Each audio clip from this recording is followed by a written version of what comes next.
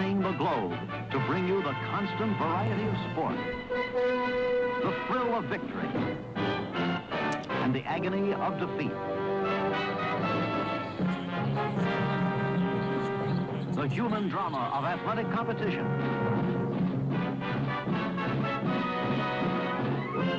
This is ABC's Wide World of Sports.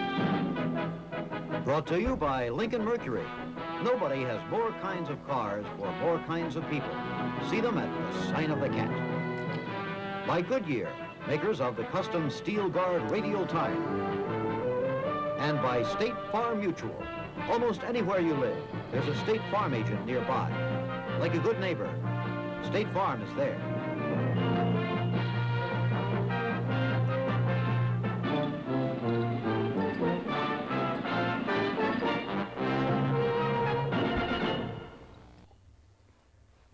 Well, good morning, good people. Mark Holmes here, of course, with my buddy Cowboy Joe Boo. And as always, I want to say thank you all for watching, commenting, subscribing, and being part of the Joe Boo Sports Report. Without you guys, as well as you ladies, you know that this literally does not work. Hope everybody's having a great day. We're here. It is Overreaction Monday, and this is an opportunity. You know what? Things were about as bad as they could be last week. It was last week. Jerry Jones literally had a hissy fit at the guys at 105.3 The Fan.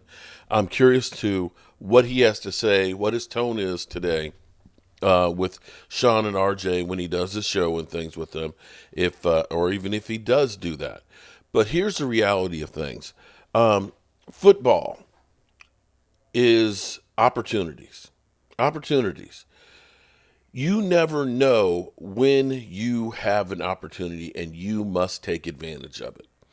Right now, forget everything that's happened, the good, the bad, the ugly, everything, okay?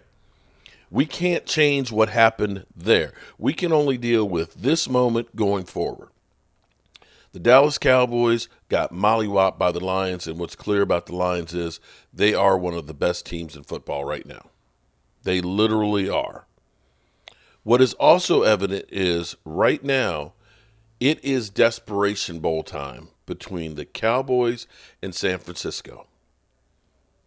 The Cowboys, you can look at it and say, after seeing what happened last night against the Jets, that maybe the Steelers are a pretty good team.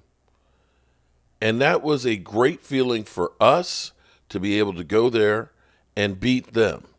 So we are capable of putting together a decent game.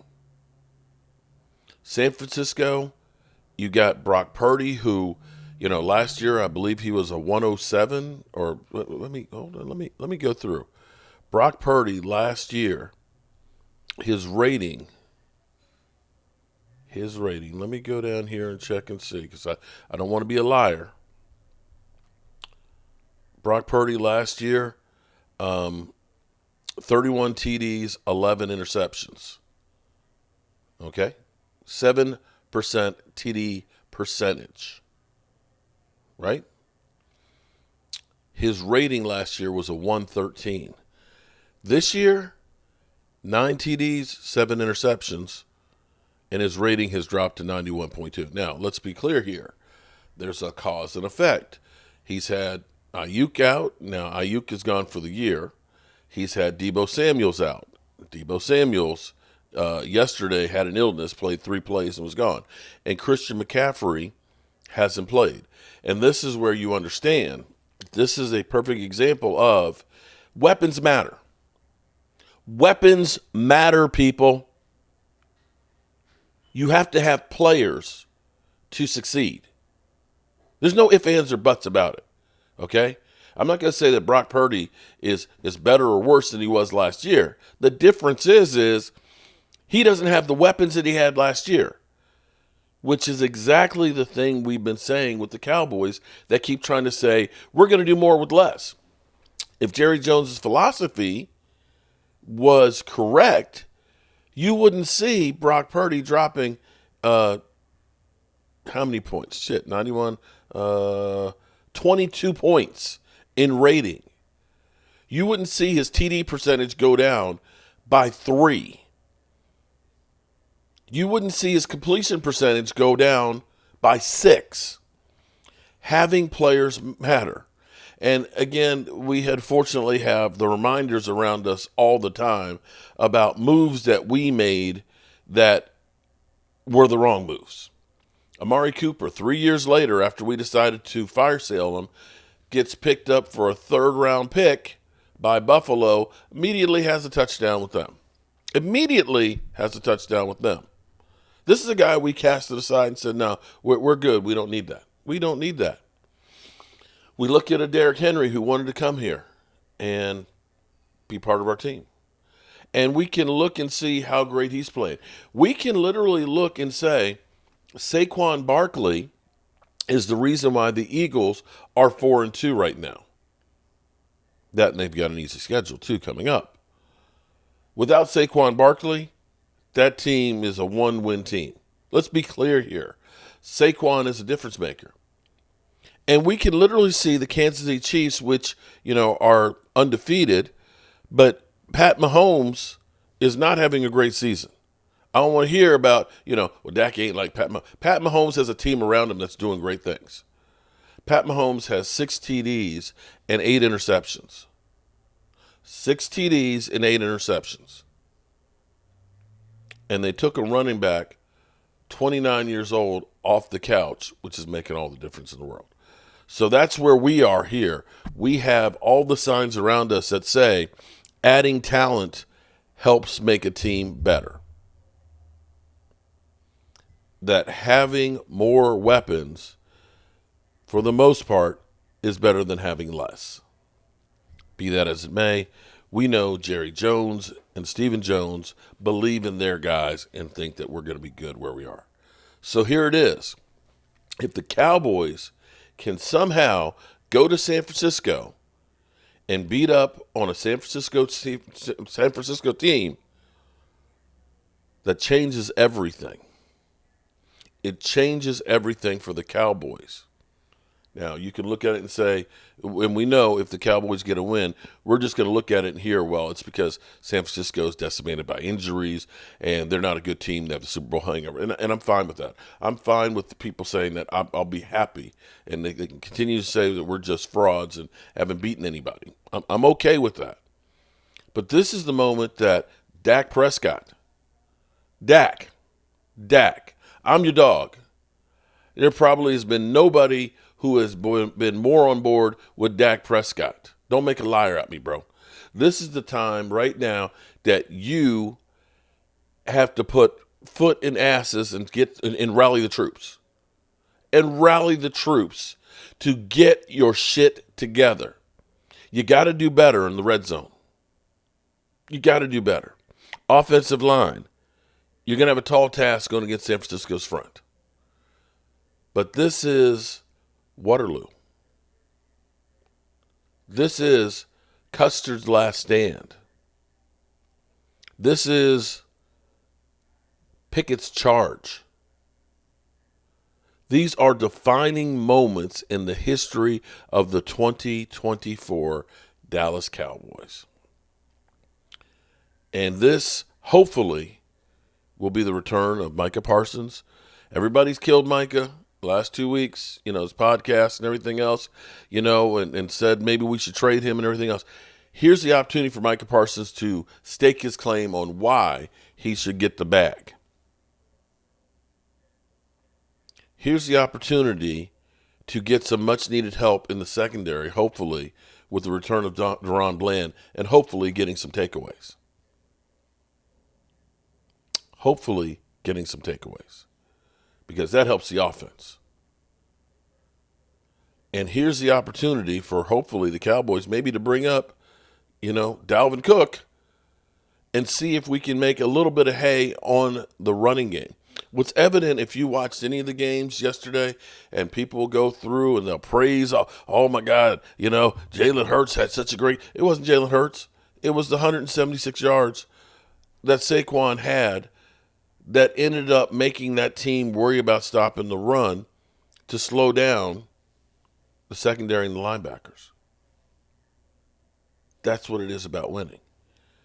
This week is the week that Mike McCarthy has to get his shit together and call a better game. Because if you do, you can then start creating some momentum. Right now, the Eagles are flying high. They're feeling great because they beat the Giants. They've righted the ship. They're in the hip pocket of the Commanders. The Commanders, they're feeling good. They got 5 wins. They're leading the division, although they haven't really been tested yet or beat a great team yet.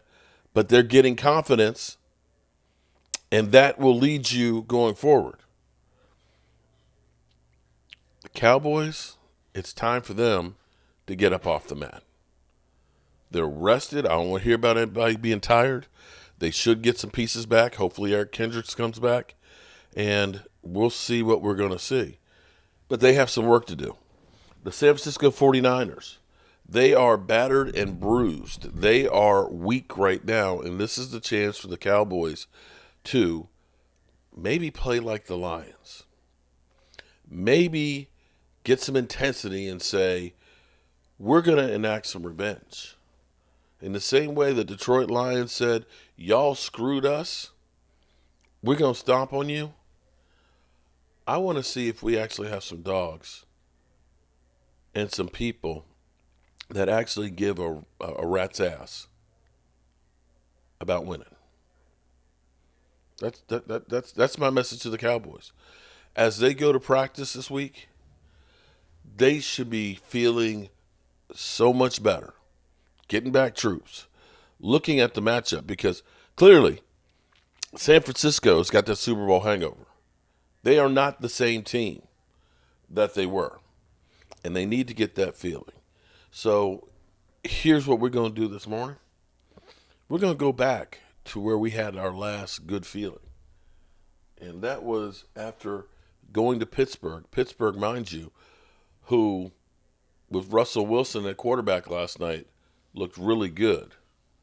And mind you, one other answer here too is nobody spent more money in free agency and made more moves than the New York Jets.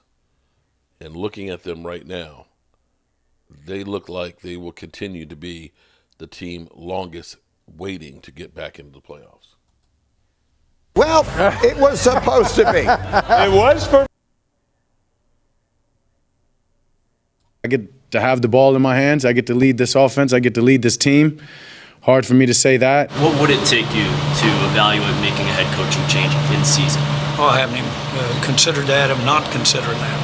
Just so you're clear, I'm not considering that. But you've done it once before. I wouldn't be a hypothetical in that matter. Do you think I'm an idiot? Do you? Okay, well, I'm not going hypothetical with you about when I'd consider coaching change in light of the timing we're sitting here with. I'm not at all. All right, so that's a definitive answer. It was his birthday yesterday. It was also the Cowboys' bye week here, which might have been one of the reasons that you bring up the question if you're going to make a change, and sometimes it makes sense to do it in that circumstance. But Jerry Jones says he was shocked by what he saw yesterday. Were you, Dan Orlovsky, shocked? No, the Cowboys lost at home by 40. But it'll work. And the most outrageous thing was Jerry Jones saying he was shocked by what happened yesterday. Why? Mm-hmm. If anyone knows football and has paid any attention to these two teams this season, you saw how this game was going to go. That's why it was easy to pick the Lions and pick the Lions one-sided. The Cowboys do nothing well offensively outside of the quarterback to CeeDee Lamb occasionally making plays. They can't protect. They can't run the football. They can't stop the run. They've been absolutely atrocious at home. They've had crucial turnovers in the red zone situations. What's that, 3 in the last 2 weeks that have taken points off the board? Mm-hmm. The Lions are by far the more dominant football team. And for Jerry Jones, I'm being legit here, to sit there and say that what he saw was shocking tells me that he has no pulse. Football team talent-wise tells me that they've completely lost vision of what's needed to win in the NFL. Well, so let's actually illustrate that. Cindy, can we put up A23? Going back to that game against the Packers, the Cowboys have played 4 home games, starting with that one. So that one and then the 3 this year. Oh, my gosh. Look at that total. Look at the way they have been dominated at home. They've allowed 167 points In 4 home games, they've been outscored by 82 points in that span. That's an average of 20.5. I'm not very good at math, but even I can figure out they're losing by an average of 20.5 points per game in their last 4 home games. He's talking about the players. Who are you talking about watching that game? Well, I mean, I knew going into this game that it was going to be an ass whipping. That's what I said the day before. Football. Yeah, exactly. And I'm like, are you kidding me? This is going to be the biggest mismatch of the year on the coaching thing. Ben Johnson, the offensive coordinator for the Detroit Lions, against Mike Zimmer, the defensive coordinator for the Dallas Cowboys. It was going to be, Dano, it was going to be like you playing chess against Bobby Fischer. Well, it's not going to end well. And so you knew it was going to be a mismatch. And it was like, why? Every bit of it. By the way, Gritty, they never punted. Detroit never punted in this game. Yeah. Like, you think I'm more right than I was, because that defense still stunk in that game. Yep. So to me, this defense has been atrocious, and I get it. You're without Micah Parsons and Lawrence. And you know what? That shows you they can't cover your butt up. And Eric Kendricks. They're not there to cover your butt up. It also shows you the deficiency of the roster, that those 2 guys matter. They're great players. They matter that much. So if the question is, was it the players or was it the... All right, so this is the opportunity to turn that shit around. Actually, that wasn't I played the wrong clip, but that's okay, because I was going to play the good feelings that we had after beating the Steelers. But actually, it's better off to have that bad taste in your mouth, that I hope that the players have that bad taste in their mouth and wake up to do something more than what they did. This is an opportunity, people. This is an opportunity for you to get some good feeling and to change this narrative of the Cowboys are going to lose the next 5 games. Atlanta yesterday, they got kind of beat down by the Seattle Seahawks at home. You can't look at them and say they're a juggernaut. You know, I know the Eagles got the win over the Giants yesterday and things, but, you know, we got history of beating the Eagles in there. So, you know, that's another opportunity right there. If you find a way to beat San Francisco, your outlook is so much better. If you lose it, then it's easy for this thing to just snowball right on downhill. So it's an opportunity to get our shit together. And I hope that the Dallas Cowboys take advantage of that. Things I can't wait to see today. Now, we do have 2 Monday Night Football games again tonight. Hopefully they'll be good ones. We'll be watching, of course, and I'm sure my dad's going to put some money on Bet US for those games as well, and we'll definitely check them out. But I'm curious to see Jerry Jones and his tone with 105 The Fan today, and I'm curious to see Micah Parsons on his podcast today. You know, will he be congratulating Big Play Slay and their big win against the Giants? How's that going to be? We'll have to wait and see how all that works out. All right, you good people, I got some work to do, and I will see you guys real soon. Peace out.